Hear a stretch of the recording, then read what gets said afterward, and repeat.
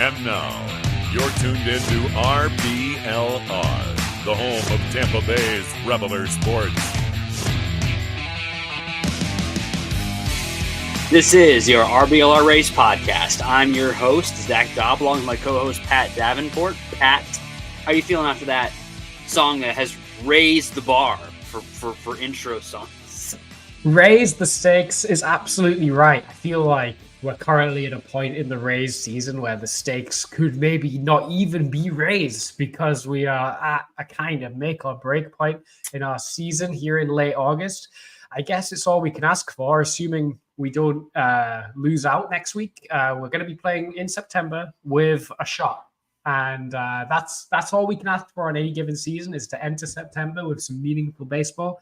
And it is coming. So it's been a funny old season, but it's been an interesting season, and I've enjoyed talking about it every week with you. How are you feeling about this funny old Rays season?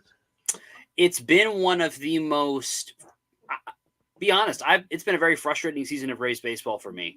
I had really high expectations for this team when we started the season. They have not met those expectations yet.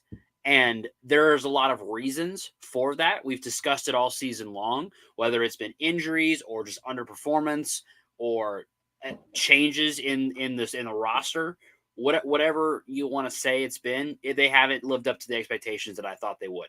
That being said, there's a lot of fun to be had game to game with this team because it's a fun group. It's a team that does not give up, as we saw last night. They are a team that are going to keep fighting until the last game, and I respect that about them immensely. And it's the type of team they're going to stay in it for as long as they can, and I'm going to be there every single game, no matter what. Yeah, I think it's quite nice to perhaps pick up the pesky Rays moniker that was kind of bestowed upon us in like the 2008 to 2013 era, where like we were good, but like hadn't developed ourselves as like a consistent like powerhouse of the division just yet. And they're like, those pesky Rays. I'd quite like to be the pesky Rays again. Just spoil a few teams' day. Could we spoil the Orioles getting a bye? Could we really ruin those Royals fans' day and sneak in at the last second? Maybe do what we did to the Red Sox back in 2011 again. Absolutely. I think we can, and I think the Twins are going to be a prime target for us and we're going to talk about it because we have a lot to talk about. We're going to talk about the week that was, and not much else to talk about at this point except for how do we make the playoffs? Can we make the playoffs? If you were listening to the video of the song that preceded our podcast, you may have an idea of some of the points we're going to make there, but we're going to talk about it. We're also going to look ahead as we've kind of been doing as the season's coming to a close, looking ahead to 2025. We've got some discussion on the rotation in the bullpen for 2025. And then we're going to do bat and arm like we always do. And one of the things that I always do is I always say that I appreciate you guys because I do. And I appreciate every single one of you that's watching us. We do it for you guys. We do it to give you guys what we think is the best race show out there. And we appreciate all of you that are coming in to watch. If it's your first time, thank you for joining us. Do us a huge favor. If you enjoy what you're seeing, like it. If you've been here before, we appreciate you. If you're not subscribed and following already, it's where you got to be because that's how you know when we're going live. And if you want to do us another huge favor after all of that, which we really appreciate, do us a huge favor and share us out to someone else who enjoys what we're doing, that might enjoy what we're doing, that maybe isn't watching us already. We really appreciate it, and we appreciate everyone who's watching. So, week that was started off really promising in the wrap-up of a sweep, the first in what seems like forever. Yeah. I think it was our second sweep of the whole season, which I guess it kind of could be emblematic of that stat. Could be emblematic of how this season has gone. Where like we've won a lot of series, but we've never been like sweeping a series, and that's why we've always kind of been hovering around the 500 mark because. Like we always take 2 steps forward, 1 step back. We're not really making like large leaps forward. But that Diamondback series was great. That was really, really good. I thought we pitched really, really well. I thought we had some good at bats when it mattered. That Sunday game, oh my goodness, that game was drunk. Yes, I hated every second of it. I almost like. Certain games, I don't know if you have this as well, Zach, but like I sometimes have baseball games where I'm like, I don't even care if we win or lose. I just hate this now. Yes. Well, and it's funny. It felt like nobody wanted to win that game. Both teams, did we both? I think both teams, well, they didn't have bases loaded, but they had 2 runners on. But we had the bases loaded, did not score. They had 2 runners on, did not score. We... Again, like multiple times had opportunities to win that game. And it seemed like nobody was interested in actually winning until finally Dylan Carlson, who you called out as potentially, was it you or was it Carter that called it out? I think it was. It was probably Carter. It was probably Carter. It was Carter that called it out. Like Dylan Carlson. He's a big Carlson guy. I think he called out Dylan Carlson going to walk this off earlier in the game. He did not. And then he ended up walking it off. What a way to end it. And it kind of, I think you make a really good point about us taking 1 step forward and 2 steps back, 2 steps forward, 1 step back all season long and not getting those sweeps. And it's going to lead into a lot of what we're talking about later in the show about what we need to do to get to the playoffs. It's kind of the opposite of that. We need to start taking 3 steps forward and no steps back for a couple series, because at this point, even though we've set ourselves up enough that we're in contention, we are still hovering around the playoffs, but because we've been just kind of winning series, not sweeping, which is better than losing series, like to be clear, but we haven't taken those big steps forward that we needed to get in like right up in playoff contention. And I think what was, an opportunity, I thought was an opportunity to kind of do that, ended up being another example of 2 steps forward, 2 steps back in the Oakland series that came right after. A series in which the Rays only gave up 8 runs all series long, which normally that's 2 runs a game, which and under any normal circumstances, I'd be like, oh yeah, we are winning that series. 2-2. Yeah. Well, we only scored 6 runs ourselves. Yep. So, like, over 4 games, we got outscored 8-6. Like, over 4 games. That's crazy. So, like, we pitched to a 2. And again, this is kind of a metaphor for the whole team performance in this second half, really, where we pitched to a 2 ERA in that series, but our offensive runs per game are like 1.6. Yep. Like, and the A's aren't like a pitching powerhouse. In fact, if the A's are kind of, if you could point to the strength of the A's, you'd say they've got some like good bats in their lineup. It's not about their pitching. Yeah. And I think that's kind of why I was excited for this series going into it, because I thought we had a chance to 3-1 it at least, and maybe a sweep, because I thought we had that opportunity. But the offense kind of showed the big weakness of this current iteration of the Rays team, especially post-trade deadline. The floor is gone. It's way down there right now because of the trades that we made, the young guys that are now up, and just the profile of some of these guys that we have on the team right now that are kind of boom or bust.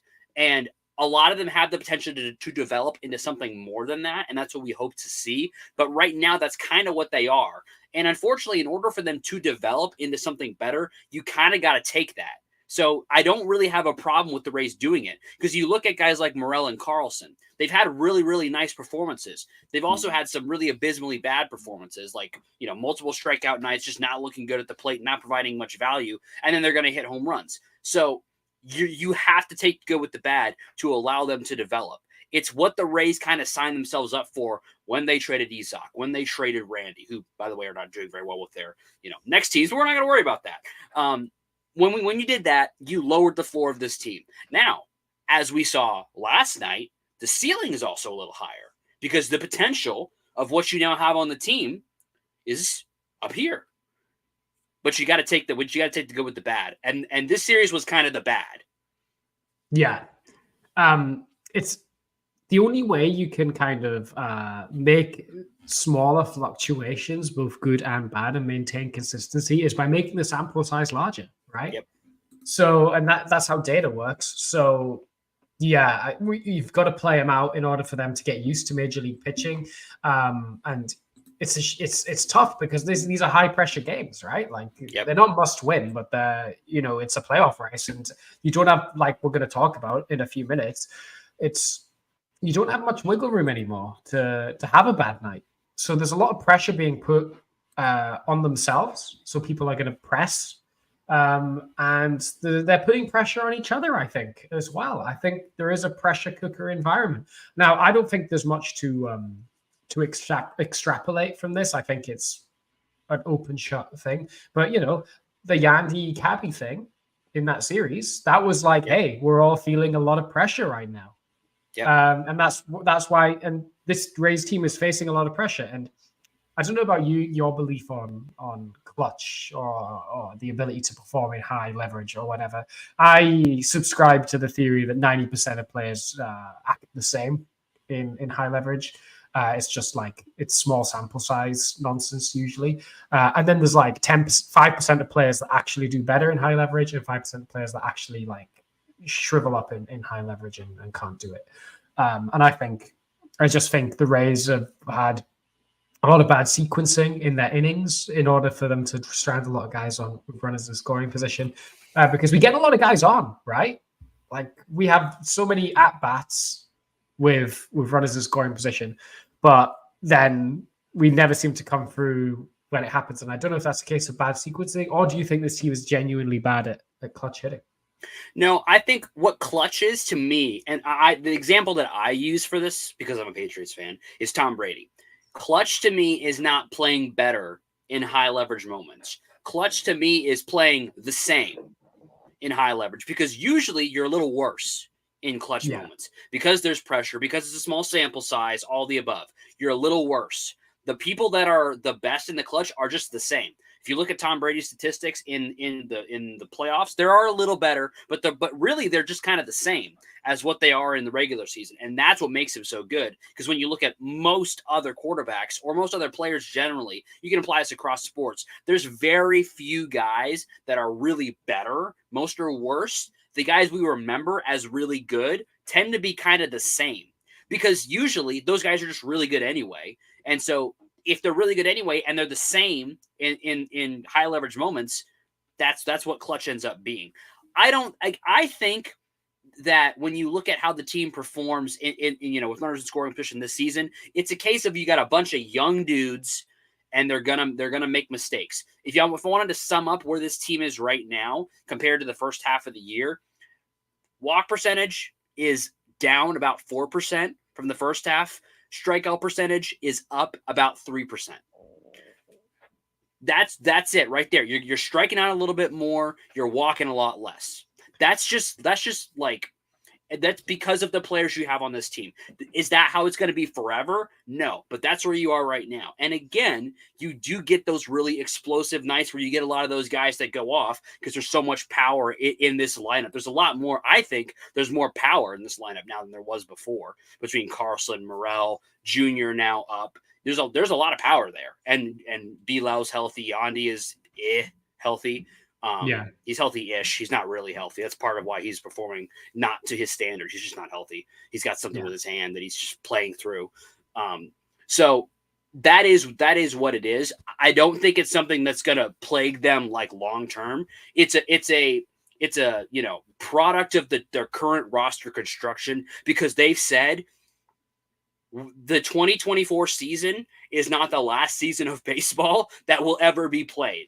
So we're gonna still try to win. I think Kevin has been managing more aggressively than he tends to manage, just observationally. I don't have statistics to back that up. Observationally, I think he's been a little more aggressive management-wise than he often is. So I think they are still trying to win games, but they are saying as well, hey, we got all these young guys. Let's get these guys in the cooker a little bit, let them develop, because we're going to have a really good pitching staff in 2025. Let's give those guys some offense. So I think that's kind of what's happening. Do I think this is the roster construction as it is right now of the players that are in the Rays system is the best chance they have to win games? Yeah, I do. But because just by the nature of what is in the Rays roster right now across their affiliates, this is what you've got right now. Yeah, I agree. I had to have a think just to double check, and I think you're right. But this there is no magic sauce in the minor. With Caminero up, I don't think there's a magic sauce in the minor leagues anymore. No, there isn't. Call this guy up, and we'll suddenly be better. Particularly on quite a very a weak hitting outfield that we have in the moment. That's probably where the Rays are lacking their prospect depth is outfields, particularly the high levels, right? Unless you want to go crazy and get Chandler Simpson to come up. Yeah. But that's not going to fix the problem. No. So this is what we're riding or dying with till the end of the year. But I think there's definitely places where this team can improve roster lineup wise in terms of position players. But it's not something that we can do right now, I don't think. So we just got to run with it. No, and so I guess if we're looking at the offense, we'll make this kind of quick, because I think we'll delve into this a little bit more as the season goes on and then into the offseason. But just right at the top of your head, where's the position that you would love to see the Rays make a move in the offseason? If you had to just say one position, I'd love to see them do something there. Corner / center, an outfielder. Yeah. I've been saying the past couple of weeks, I think Luis Robert is perfect. Obviously Juan Soto, right? But let's be honest with ourselves and say that we'll probably make a run at him, but we probably won't sign him. So assuming so, oh my gosh, I'm going to say it right now. If we sign Juan Soto, and you can write this down and clip this or whatever, if we sign Juan Soto, I will do a live stream where I write "In Neander We Trust" as many times as many dollars we commit to Juan Soto's contract. So if we commit $300 million to Juan Soto's contract, I will write "In Neander We Trust" on live stream 300 million times. It might have to be several live streams over several days, but I will commit to that. I will publicly apologize to Stu Sternberg for all the stuff I said about him after we traded Tyler Glasnow. I will make a public apology, and I don't have a blackboard, but if I did, I would write I love Stu Sternberg that many times as well. Because look, that would be the coup of all coups. It would be because like if you look at the way that our lineup is, if you inserted someone like that into this lineup with those, with those other guys there, it would be amazing. But the truth is, Juan Soto also has to want to come here. So I don't know. Maybe he loves Tampa. I don't know anything about Juan Soto's personal life. Maybe he loves Tampa. I don't know, but probably not. No, I mean, he's not been a frequent visitor. But I remember when we tried to sign Freddie Freeman, it was like, there's no income tax, so like all the money we sign you for, you get to keep, unlike California where you got to pay a lot of that in taxes. But I'm not a big expert in that, being from where I am. But Luis Robert is like a tradable guy. He's not making crazy money because he signed a pretty team-friendly contract with the White Sox, but I think they'd want to move him. We've got the prospects to acquire him. You could play him in center, or if you want to like make him less injury-prone, you can maybe play him in a corner. And either would work for me. And when he's, his ceiling is so high, you just have to bank on him staying healthy. But I really, that's where I think the outfield. What about you, Zach? Where do you think he's like the spot that you would target to try and improve? I agree, because while I think shortstop and catcher are the ones where it's the most glaring offensive weakness on the team, there aren't really good options to improve there. And there is a really good option that will be here probably backside of 2025 or maybe 2026 in Carson Williams. That is going to be the shortstop of the future. There aren't really any options that are like a one-off that I think would be worth it. So I'm going to take shortstop out. Catcher, I'm not really worried about trying to acquire a catcher. The reason that I like the idea of adding an outfielder is because it could potentially push all three of the guys that I would say are our current like top outfielders. Or maybe you could say four in Carlson, JDL, Siri, and Josh Lowe could really push them to say, hey, here's this guy, maybe an established guy, to come in and really push these young guys to try to be better. I think there's potential for that, to be really, really good, especially if he's a righty and he can really push DeLuca and Siri. I think that would be really, really good, just for them as in their development to have that pressure on them. We'll see if the Rays do it. I don't have anybody like right now. I will probably in like a month or two. I'll have some guys, but I think that is a spot where I'm going to start looking to see who would I like the Rays to go after, because I think that's the most obvious spot. And I said this even earlier in the year. I didn't think they were going to move Randy, but now that Randy's gone, to be honest with you, that left field spot, I could take or leave. We could bring somebody into that spot. I don't think anybody has earned that spot long term. No, at all. So we could definitely bring somebody in there. Yeah, like really, I don't know if DeLuca's ceiling is any higher than glove first, fourth outfielder. And Palacios is like a decent on base guy.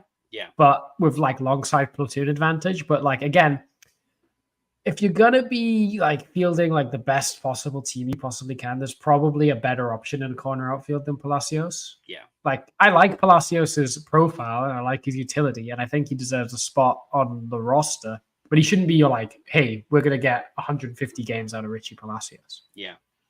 He's a great utility guy. Yeah, right. Unless he can tap into some like more consistent like gap power, then I don't know. Anyways, how about this Dodgers series that we've been playing? Wild start. I guess the first game was not very wild. No. But the second game was. The first game was just I want to say not fun is the best way that I can put that. Getting out to an early lead and blowing it in the ninth inning in spectacular fashion. Which has resulted in Jose Siri getting attacked by reporters, which is just awesome. This is awesome. Loved it. So I don't really want to talk anymore about Shohei Ohtani. We all know he's really good. But can Go ahead. Can I Yeah. do Oh, a stat well, we do have blast? to talk about something because you have probably one of the great stats that I've heard Yeah. in the last 2 or 3 weeks. So go ahead. Okay, so it doesn't actually. I don't think you can actually like glean any conclusions from this. I just think it's weird. So the Rays, since 1998, since the Rays became a team, the Rays have hit the fewest amount of walk-off grand slams in the majors. They have hit one. Do you know who hit it? Oh no. When was it? It was 2017. 2017. This is a game for you at home as well. Write your answer in the comments. Yes, I'm gonna say it was 2017. Logan Morrison. Just a complete guess. Oh, it's a great guess, but it's not. It's Daniel Robertson. Oh, I knew it was some random guy who was on the team for like one. I used to love Daniel Robertson too. I can't believe I got that D-Rob. wrong. Oh, D-Rob. Yeah, he hit it in 2017. He's the only walk-off grand slam in Rays history. I remember. The San Francisco Giants are the only other team to have hit as few as one since 1998. Nice. The Cleveland Guardians have hit the most since 98 anyway. But what's weird is the Rays have hit the fewest walk-off grand slams, and they have conceded by far the most walk-off grand slams since 1998. Since 1998, the Rays have been on the receiving end of a walk-off grand slam 14 times after Shohei Ohtani's in their 20-something years of existence. 14 times they've been walk-off grand slams. The second closest team is the Texas Rangers, who have only been walk-off grand slammed 7 times since 98. So we've had once double every 2 seasons. Roundabout. Yeah, we have been walk-off grand slam double the amount of the next most team, which is just weird. So it's happened twice this year now with Ohtani, and then back in April, Ryan McMahon hit one. I'm just going to list the rest just to take a bad trip down memory lane. Oh, let's do it. Let's just go. Josh Donaldson hit one against us in 2022. Okay. Yeah. I remember that. That was when he was playing for the Yankees, wasn't it? Yeah. Oh, I remember that. Yeah. Because we should have won that series. Oh. Yeah.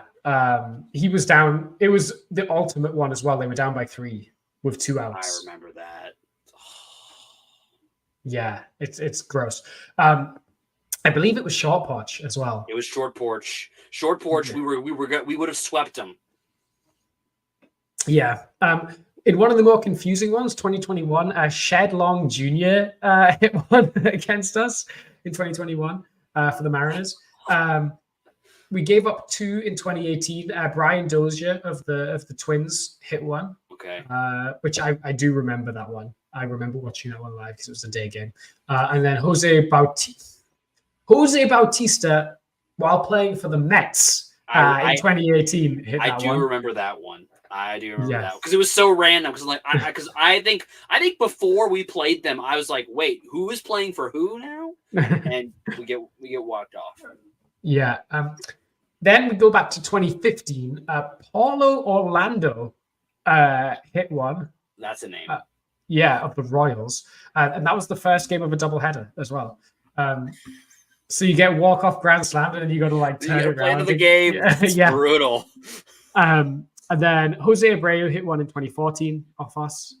In 2013, Matt Wieters of the Orioles hit one off us. Then we go back to 2008. Greg Zahn hit one off of us. Richie Sexson in 2006 with the Mariners. Joe Randa of the Royals in 2001. Rico Brogna of the Red Sox in 2000. And then our very first one was Sandy Alomar of the Guardians or Indians back then. So there you go. At least I guess the bright side is there's been no repeat pitcher who's given up a walk-off grand slam more than once. Yeah. In Rays history anyway, as a Ray. What do we think that, just in 5 minutes, what do we think the culprit is? Of all these walk-off grand slams against us? Because it's a little too weird that we have double the amount. I have a theory that I was thinking of while you were talking. Go on. My theory is the Rays. This is completely conjecture and no idea. Yeah. I think the Rays are both more likely to walk a guy, to walk the bases loaded to get to a better matchup that they might like, or because they'd rather have the bases loaded for a double play opportunity than maybe some teams, because they're going to play the analytics on that than maybe some other teams. Because I'm sure there's probably a way more people that get walked off by like a 3-run home run or something than a grand slam, because they may not be willing to load the bases. But I wonder if the Rays might be, because they're playing the averages on that. And I'd be curious how many times it's worked out for them. That'd be interesting to know. And I also wonder if the Rays pitching staff is more prone to bullpen walks. I wonder, like, especially when they're doing poorly, they're like the bad version of the Rays, because of how much like the crazy stuff. If a Rays pitcher has a bad outing in the bullpen, a lot of times there's going to be a lot of walks, because they're think about like Mike Clevenger. If he has a bad outing, he's going to be walking guys out the wazoo. So like, I wonder if that's the culprit for some of those situations. I've also noticed, like, in recent times, so since like 2018 time, all of the guys that have given them up are kind of like guys that use sliders quite a lot. So I don't know if it's like when you hang a slider, it's maybe the most like BP standard pitch you can get. Yeah. So like the guys that have given it up since 2018: Chaz Rowe, Matt Andriese, Diego Castillo, Jalen Beeks, Jason Adam, and Poche the other day. Yeah. Well, like even if you look at the one on Friday night, it's hit by pitch, single, and then you have a sack bunt, a ground out, and then a walk. So the reason that like that's where I think you get like Emmanuel Rodriguez, he's got some wildness in him a little bit, and then that kind of results in, the bases getting loaded, and then Poche comes in, first pitch slider, gone. Yeah. Seems to be a lot of sliders involved, because the McMahon one was a slider as well. So if the bases are loaded in the bottom of the ninth, do not throw a slider. That's what we've learned. Either lead it in the dirt or just don't throw it. Don't throw a slider. Throw anything else. That is a weird like quirk of Rays history, is that we don't hit walk-off grand slams, but we sure as heck give them up. That's unfortunate. And this is a great tip for anyone that like wants to get into researching stuff for baseball. Just like sometimes, like this is all that occurred to me, was I was like, damn, we do give up a lot of walk-off grand slams. It feels like we give up a lot. I'm gonna like research it, and then usually if you get the sniff test, then it's a good thing to go research. Yeah. So there you go. That's quite a stat. I think that there are a lot of people out there that when they go in their closet, there's not a lot of grand slams out there. This is not meant to be a shot at your wardrobe, but I think all of us, if I look into my wardrobe right now, there's only a couple grand slams out there. But the good thing for me is that I know where I can go and get a grand slam pretty easily, and that's shop.rblrsports.com, where I can get 10% off everything there with promo code FLAPPY, FLAPPY, stuff for the Rowdies, the Bucks, the Lightning, and the Rays. All the best Tampa Bay sports gear is there at shop.rblrsports.com. It's where you want to be. If you want to hit some grand slams, get some grand slams in your wardrobe, shop.rblrsports.com, promo code FLAPPY, FLAPPY. Hot Boy Summer's coming to a close, I regret to inform you. It means that you've only got limited opportunities to showcase your finest fits, okay? You can't be affording to take any fashion L's at this point, okay? You maybe have 8 fashion L's left this season, if we're talking fashion.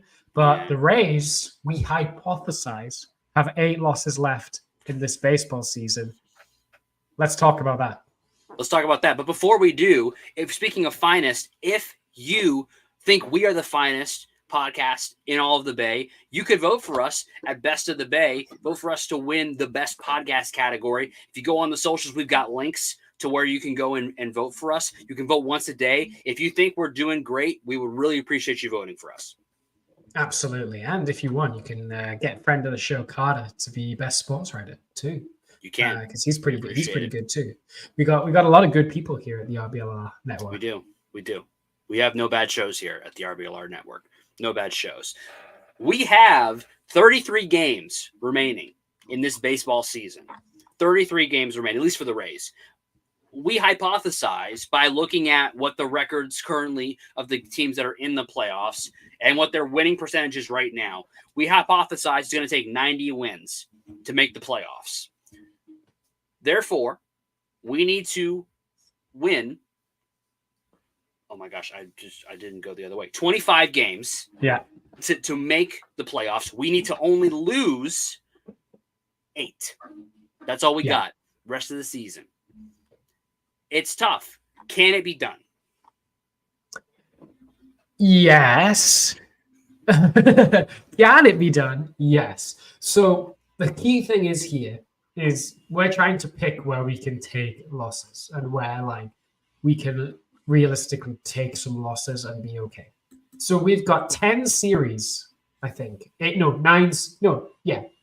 series 10. after the Dodgers series. 10 series in a game Yep. to go. So that means we've got less than a loss series ratio ahead of us. Mm-hmm. So we kind of have to win today to get the math off to a good start. Yeah, that'd be great. Which I know is easier said than done because Bars has been scratched from his start because he's feeling under the weather. So it's going to be a bullpen day today. Jacob Lopez is supposedly going to come up and take a spot to be the bulk guy today, at least. Yeah, so we got to try and by hook or by crook take a dub today. Then need some runs. Yeah. Then we've got 10 series left. Mariners for 3, Padres for 3. Let's start there. Can we afford to lose any of those games? I think in that 6 span of games, we can afford a loss. I agree. I think you can lose one game on the road to the Mariners. Okay, one game on the road to the Mariners. Let's say we lose the Springs versus Gilbert game because Logan Gilbert's on a crazy one right now. Mm-hmm. Springs is good, but I don't know if we'll put up run support. Okay, then Padres. Do we need the sweep? I think so. And part of the reason why I say that is because you get a day off. It's at home. And I think you need to get momentum going for the next series. Okay. So we need to win the Mariners series, sweep the Padres. Then we've got 4 against the Twins at home. And I believe this is your turning point moment. This is my turning point moment. The Twins right now are the easiest target that's in playoff spot right now because we got 4 games against them at home. You sweep them, you put them on the back foot, you have a chance. You have a really, really good chance. You have to win the series. You cannot split. If you split the series, you're in real trouble. You're in serious trouble if you split this series because you gain no ground. If you sweep, you're in a really, really good place. If you don't, it's going to be really tough. Yeah, you got to take 3 or 4 min. If we get swept, the season's over. Oh, yeah, 100%. If we lose 3 or 4, the season's over. Agreed. Yeah, so, I mean, we've got it lined up to be Springs, Bars, Bradley, Pepio. I think so. Yeah, something like that. So we got our guys. We got our guys going. That's a big one because then straight away after that, we got the Orioles and Phillies and Guardians on the road. And those, I think that's where, if you sweep the Padres and the Minnesota Twins, you can buy yourself a series loss in there, which you're probably going to need.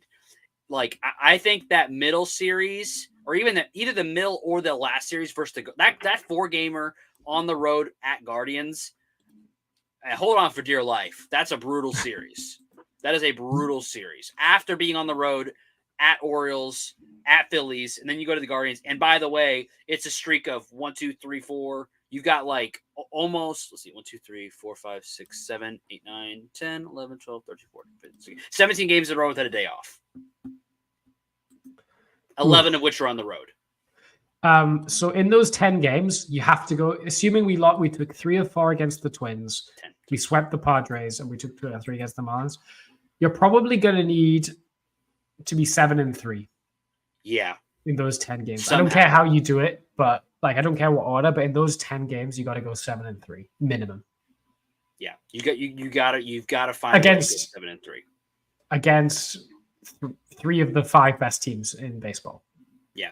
If you could do that, you get to the end of that gauntlet stretch where you've lost 4 games. You've got 4 games to lose towards the end here. And I think you're going to need them because you're going to play the Red Sox twice, who are also, along with you, going to be fighting for their postseason lives.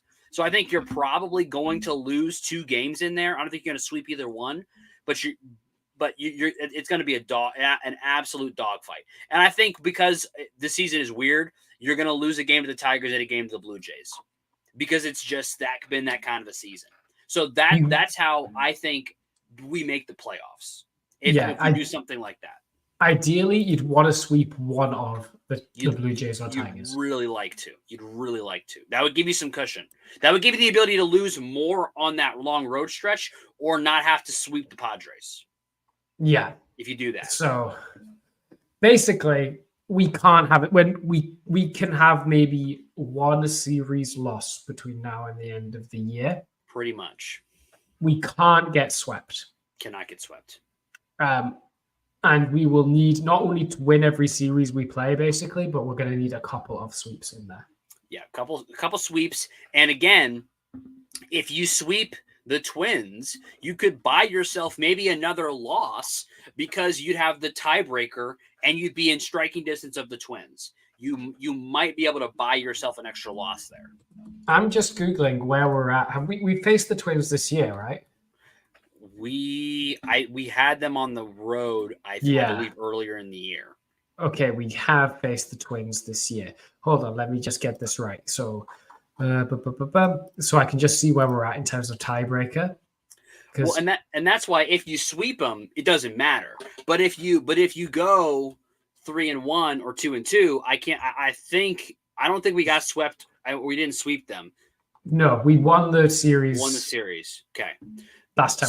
So if you go, so really, you win the tiebreaker over them if you split, which is fine. But the problem there is that you don't get any ground on them if you split. That's the real problem. Is because they're 7 games up on us right now. So the difference then is getting those 4 games that you could get up on them. It's just a golden opportunity. Like you don't get this opportunity very often in this kind of a playoff race to play your direct rival for 4 games at home. And with the Red Sox, we are currently 3-4 against the Red Sox this year. So again, you're going to have to win this. You're going to have to win both series to get those tiebreakers. Because if you can find a way to get those tiebreakers, you give yourself the best chance. Mm-hmm. So again, to quote my least favorite manager, it's right in front of us. It's right in front of them. They can do it. They have the opportunities are there. It's not like we don't play the Twins, we don't play the Red Sox, we don't play the Royals or anything, and we're just kind of hoping that something happens. No, we do have the ability to influence the way this goes and to even give ourselves some advantages. You just have to take advantage of it. And if you don't, you're not going to make the playoffs. And that's not the end of the world, but it would be pretty sad. It would be sad, especially the expectations we had on this team. Yeah. Coming into the season, it's going to be a rough stretch. Do you know what the rule is? Because we faced hypothetically, if we tied with the Royals, we're 3-3 against the Royals, and we don't play them again this year. Probably run differential, right? Nuts. Which is not going to end well for us. Yeah. No. Okay. That's why I keep saying the Twins because we could really get it out of whack to where we're clearly have the tiebreaker there. Same thing with the Red Sox. We could clearly get the tiebreaker over those teams with series wins or with a sweep. You could really set yourself up for that opportunity. And again, like we're saying, you have to win 90 games. A lot could happen. This could change. That number could change next week if the Twins lose a bunch of games or if the Red Sox lose a bunch of games. And we win all that we think we could win. But right now, this is just kind of where we think it's going to be. So can they do it? Yes. Is it going to be really, really, really, really hard? Yes, as well. Yeah, and we're gonna need the offense to be consistent for a month. Like, which is maybe the scariest requirement. Yeah. Or at least certain requirement. But kind of, I don't want to say we buried the lead, but if Junior Caminero is going to hit 100-mile-per-hour baseballs as consistently as he did last night, we might be in for some luck. I don't know about you, but I'm seriously. I after the trade deadline, I was like, I'm done. I'm not buying any more jerseys. I'm not even going to bother. Like, it's not worth it. I don't know, man. I'm thinking about a Caminero jersey sometime in the offseason. Yeah, City Connect Caminero. I'm telling you, a Devil Ray Caminero. If they have those, I don't know. I'm telling you, I'm thinking about it. Yeah, I bought a Randy jersey in City Connect earlier this year, and I've been burned there. And I'm, but at least with Randy, like, I have a KK jersey, right? It's what I'm wearing right now. I have so many great memories of KK that I don't really care, because I just have. It's same thing with I have a Brady jersey and he got traded. So like with Randy, and maybe you feel differently, but like if I don't know that I would really hate it too much, because like 2020 still happened. All those great moments still happen. So it's like, so that is still there. So, That's very true. I'm with you on that. Part of me goes, maybe I should have got a Longo jersey instead. Because that's forever, right? Yeah. That's safe forever. Yeah. But, it's fine. I'm happy with a Randy jersey. It still looks cool. Like, he was the first. I think he's like, if I still imagine the City Connects, he's the guy I imagine in them. If you know what I mean. Like, just imagine a Rays player in the City Connect. You imagine Randy, I think, still. I think of Yandy, but Randy's like right there. Yeah. I guess you could think of Johnny DeLuca because think of Johnny DeLuca. He went crazy when we first debuted them. I could also think of Taylor Walls, because he's the one they sent up there to look awkward, modeling them during the press conference, which I thought was very funny. Along, I think was it him and Pete that were modeling them? That was pretty funny. I just think Taylor Wall's whole existence is kind of funny on this team. But anyway, does he play on the team next year? Probably. Yeah, let's be honest. Probably. Let's be honest with ourselves. Let's talk about something more positive, because I don't want to think about Taylor Walls too much anymore. Let's talk about bat and arm. Yeah, I love the bat and arm. Okay, I love the bat and arm. That's fun. Yes, and I'll tell you something for free. Taylor Walls did not win the bat of the week. You know what, Zach? You tell us who the bat of the week is this week. The bat of the week is somebody that I think he's had such an interesting journey on this team this year. There was so much has happened that, I don't think any other scenario but the scenario, and maybe this is true about almost every player, but I don't think there's any other scenario but the scenario that happened leading up to the season that brought this player on the team could have happened. Yeah. It's crazy that he's here, because we would never have thought that this guy was going to be on this team and being as big a part of the team as he has become. But he has, and it's Cabby. I never would have imagined having another shortstop playing as big of a role in this team. Maybe even up to maybe not quite this point, because by this point we knew something was up. But as recently as July of last year, would not have thought. But you know what he's done? He's come on this team. He had a great week this week, obviously, but all season he's gone out there, played the role that was given to him, whether he was a utility guy, whether he was starting at shortstop, whatever it's been. He's gone out there and put in a really, really good work. He's been great on the base paths too. His defense has been good enough, and I've been really impressed with him. He's been pesky. He's been fun to watch, and he had a fantastic week last week with, I believe, a 179 WRC plus over the last week. Great week. Jose Caballero is the bat of the week. Yeah, big home run yesterday, which is like a rare sighting for Caballero. So good for you, and an important one, shall we say, because it was an extras. But yeah, Cabby's been awesome. He's like he's a part of the team that's gone kind of overlooked, because he does give 100% effort. He does play anywhere. He'll always grind his at bats, even if the results aren't always there. And you know what? He's got 2.3 F4 on the season. Like, he's been fine. He's been completely fine. He's probably going to finish the season with around 3.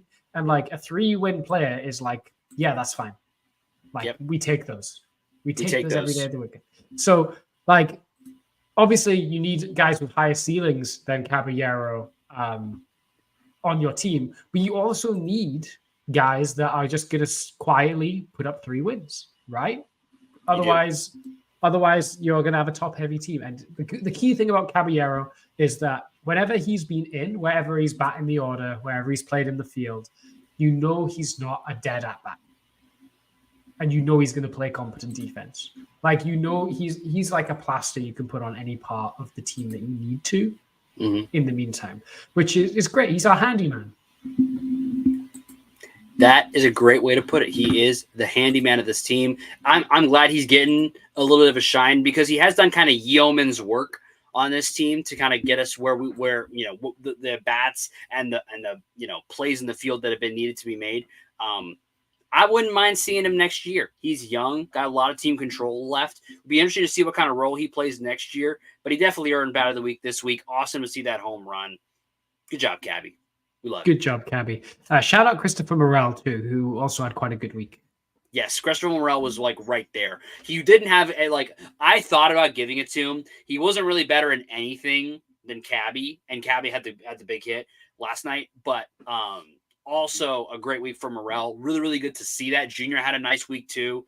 Wasn't quite as good as the other two, but he's really starting to heat up. We'll have to see about next week. Maybe he can heat it up throughout the rest of this week. Yeah, I mean, Caminero is like, he hits home runs on swings or like contact that like has no business being a home run swing. Like, it looks like he like got way under it and he'll still drive it out. It's nuts. Yep, and I said it last night on Twitter. He doesn't hit many cheap ones. He's not eking them over the right field wall, barely getting like. No, they're gone. Like if he gets a hold of one, it's gone, which is very fun to watch. I don't even know if he's pulled a home run yet either. That's a really good question. Where does he hit his home runs? While I'm going to look that up, where he's hit his home runs. While I'm doing that, Pat, who's our arm of the week? Yeah, there were a few good candidates for Arm of the Week this week, but we ended up giving it to someone who's probably made his best career start this week, and that was Shane Baz. Shane Baz, the wizard himself, was tremendous in his start this week against the A's. 7 2/3 shutty, no runs allowed. Just an incredible job from Shane Baz. When you can go past 7 without giving up a single run, that is crazy. He wasn't striking out a load of guys. It was more of a get a lot of contact out. But when you're going deep into games and not giving up any runs, like, it's the best possible start you can have. If Shane Baz can start putting together more consistent outings like this, then he's going to be the top of the rotation piece that we all hoped he would be when we got him in the Chris Archer trade, which still continues to haunt the Pirates to this day in the form of our man Shane Baz. And I think it lends itself to interesting discussion of how are we going to fit Bradley, Baz, Pepio, Springs, Littell, McClanahan all on the rotation. And if only we had another topic that we were going to do to discuss that in like the next maybe 2 to 3 minutes or so. The answer, by the way, to the Caminero question is no, he has not pulled a home run yet. All of his home runs have been either to center or right. But yeah, Shane Baz, the biggest thing to me is being able to go that deep in the game. It's so important right now with the way the bullpen's been used recently because of some injuries to the starting pitching staff. Having a guy that can go 7 2/3. I was hoping he was going to make it to 8, didn't quite make it there, but it was okay. You said it locked it down. No runs allowed. A great start for him. We need him to be that guy, and if he can be that guy going forward, we've got a shot. Yeah, absolutely. You said I had a decent shout for another Arm of the Week call. He's been so good. He's been really good. He led the team in pitching WAR this week. So, like, crazy. I mean, people are starting to wake up to how good he is. Like on Twitter, like it's becoming like, oh my god, the Rays have created another demon in the lab. But yeah, I mean, oh my goodness. You say that, I think while Fairbanks is out, has earned the closer spot for me. That's what he's done. He got the last inning and a third of the game that Baz pitched, which is not easy to do, to go out, get one guy, and come back out and close it out in a 1-run game. where the offense has been not great, and you got the feeling that if he gives up a run, you're probably going to lose that game somehow. So getting that shut performance from Usaida, awesome. Really, really impressed with him. Yeah, I'm a big fan of Edwin. I mean, there was buzz around the deadline about moving Fairbanks. Does this give the Rays like an opportunity to go? We could trade Fairbanks and get like good value for him and be okay with Usaida kind of becoming the heir apparent, or would you still rather keep both? The thing about trading Fairbanks, and this is what I think people aren't like, and this is what I think people are missing a little bit on that. Can you really trade him to a contender that plays outside? That's in true. October. Yeah. He's kind of at his most valuable on a team that plays in a dome. So like Houston, like, yeah, but like, you know, like there's not a whole lot. Like the Yankees would have been stupid to trade for him. And like any other team like Baltimore or even like the NL teams like the Phillies, like no, like there's not gonna be a good spot for him. So I think he's got a lot more value with a team in a dome than really anywhere else. And I think that Usaida, as good as he's been kind of in this like closer role, is so much more valuable as the Jason Adam replacement. Because I think that's what that's his best archetype to me is the stopper. What Jason Adam has been, because he can go multiple innings. I really like him in that role personally. Could he do a closer role? Probably. I think he probably could. But having a guy like that and Pete, I think it really gives you an excellent bullpen. Yeah, I agree. It'll be interesting to see how they balance that equation, though, because we saw from the Jason Adam trade that you could get a bit of a haul for a good reliever these days. Yes, you could. And so it'll be interesting to see what they do in the offseason. We've gotten a little bit long, so we'll let this last segment be a little bit of a tease of what we'll discuss later in the offseason. In a minute or less, give me your 2025 rotation. Oh boy. Okay. McClanahan has to be. Assuming no setbacks on his injury, he's going to be pretty much set to go. He'll have a full spring training, so he should be good to go. So he's in. Springs seems to have the maybe highest upside of all the pitchers on the team right now. Like, we've seen how good he can be. He's got to be there. This is where it could be a few. I think Pepio's got to be there. I think Bars and Bradley have also got to be there. Bradley is the one that I have the least amount of faith in. Just because either he's like throwing the best start of all time or the worst start of all time, and he doesn't do anything in between. Could there be a way that he can figure out a way of being more consistent, whether that's adding a third pitch that works? Because right now he's pretty much entirely fastball splitter. Oh God. And but also I think Littell's a free agent at the end of the year, so I doubt he'll be tendered a contract, which kind of works out that scenario. I don't think Alexander has a future on the team either. So there you go. That's my rotation. Excellent. My rotation is very, very similar. I think Shane is the co-ace along with Springs when he's fully healthy. And then I think it goes Pepio, and then Boz. And then it's a question of, like you said, what happens with Littell? Do we see him stay with the team? Or do we see them go with like a Taj Bradley and try to see what we can do with a guy like him and maybe give him, kind of give him more time, see what he can do. I'd love to see them find a way to keep Littell, because I think he is a great, like if he's your 4 or 5 guy, like you are in really, really good shape. And I think if him and Boz are kind of there at the bottom, where I think you've got a clear 1, 2, 3 with McClanahan, Springs, and Pepio, that's a great top 3 right there. And if you have like a Boz Littell at the bottom and even a Boz Bradley at the bottom, I think you're okay there. But it'll be interesting to see I'm very curious to see what the Rays do with Bradley as the season kind of wanes here a little bit. Yeah. And just for like anyone asking, we're assuming Rasmussen's done as a starting pitcher. I am assuming he is a 2-inning start, like opener / high leverage reliever. I don't think we're going to see him back as a starter. I think he maybe give you 3 innings? Yeah. Probably. Could I see him and Uceda doing like 5 to 6 innings between the two of them in a given day if he needed it? Sure. I think he's more valuable as a reliever right now because it's clear that I think it's pretty obvious that stretching him out is contributed to the injury for him, considering he's had, and at this point in his career with the injuries he's had, I'd much rather see him ramp up for 2 innings than try to stretch back out. I think that's where he's best used right now. I think that's what the Rays think too. Yeah, once through the lineup option. Yes.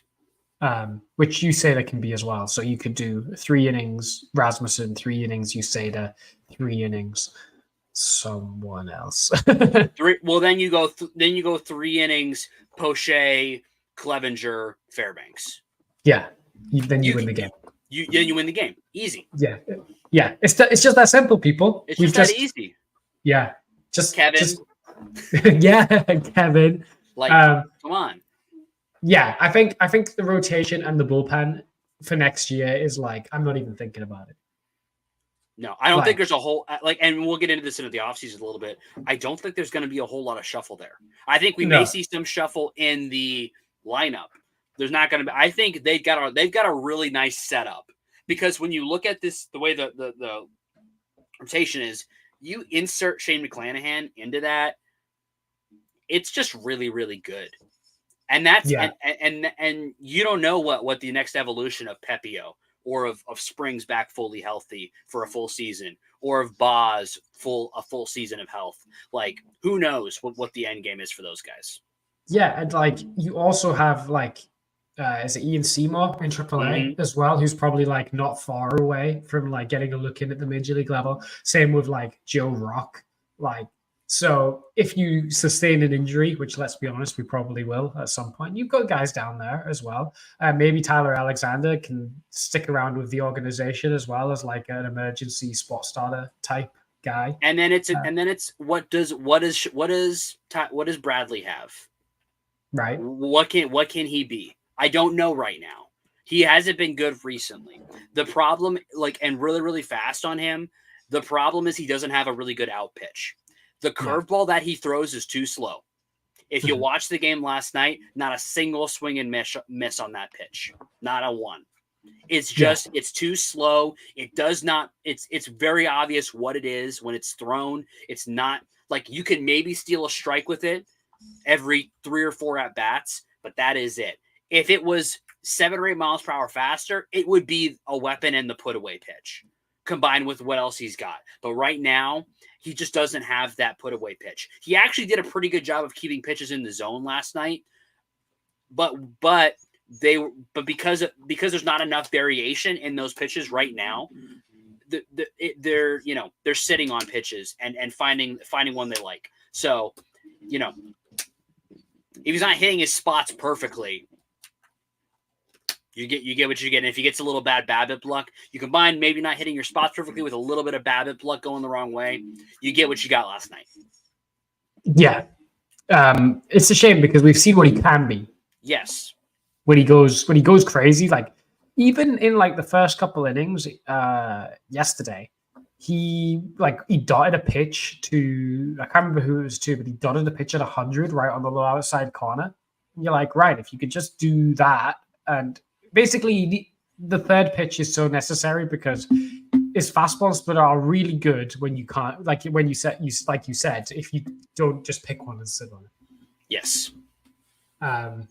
So if you can develop a slider or like a harder curveball or a different slider shape, I don't know. I'm not the guy that needs to decide that, but I'll leave that to like Remy and the people that know pitching science.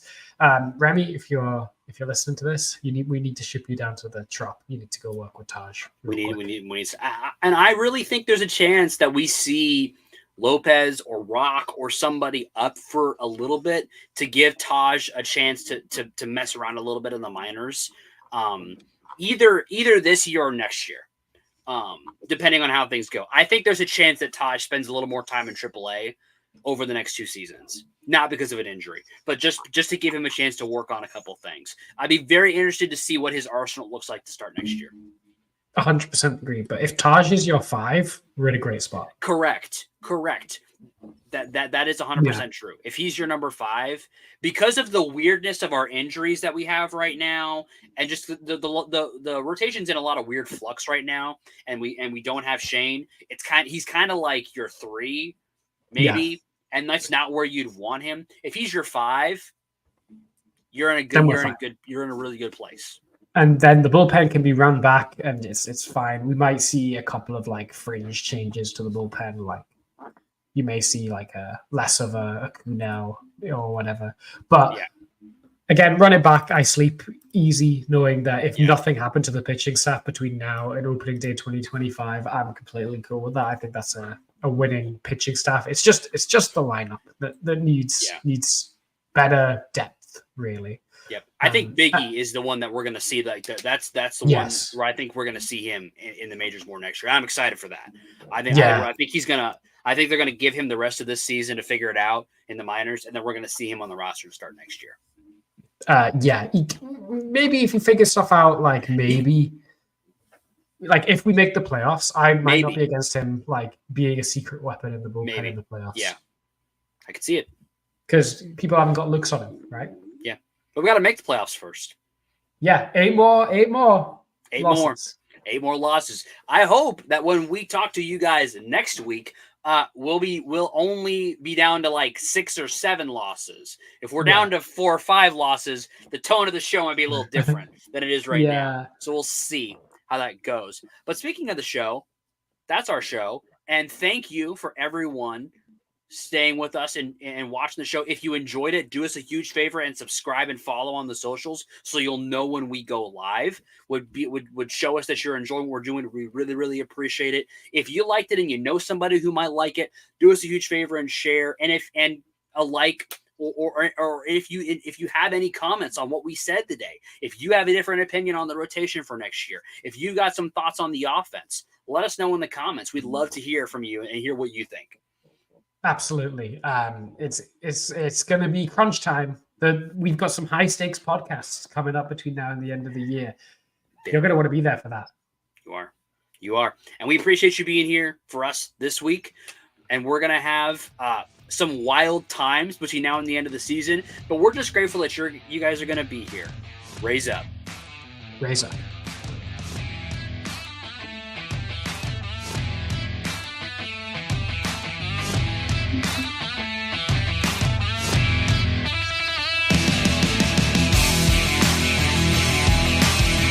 Thank you for tuning into this presentation by RBLR Sports. On your way out of the stadium, please remember to like and subscribe.